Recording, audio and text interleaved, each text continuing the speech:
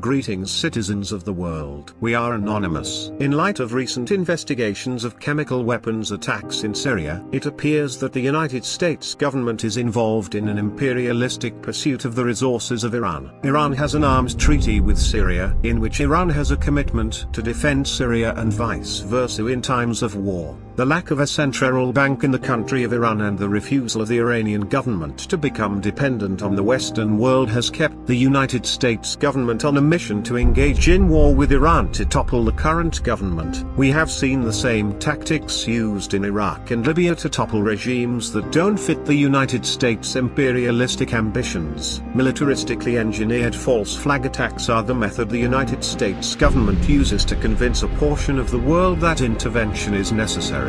Chemical weapons were used to murder hundreds of Syrian people in a suburb of the Syrian city of Damascus. Although the initial reports claimed that the Assad-led government of Syria was responsible for the attacks, it is now believed by both investigators and other world leaders that the United States-backed Syrian National Coalition is responsible for the attacks. It's also believed they are using these war crimes to give an excuse for the United States government to intervene in the region.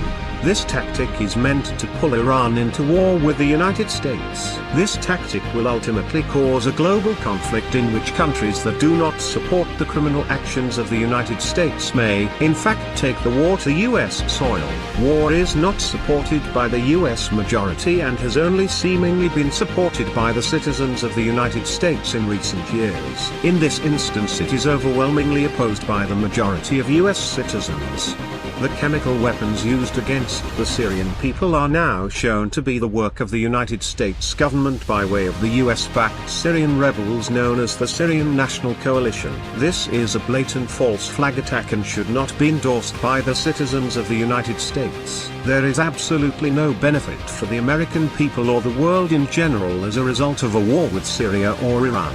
As citizens of the world, the majority of us are completely opposed to large-scale warfare, and the impending war with Syria and Iran must be opposed in every non-violent way at our disposal. The liberation of the Syrian people should not be decided by the interests of other nations or even a council of other nations. Both Syria and Iran are independent nations and should remain independent nations. We have seen the reign of tyranny in this world too many times before, and the collective voice of the people are opposed as we always will be. Please take the time to educate yourselves as non-biased as possible and spread this information to anyone and everyone you can.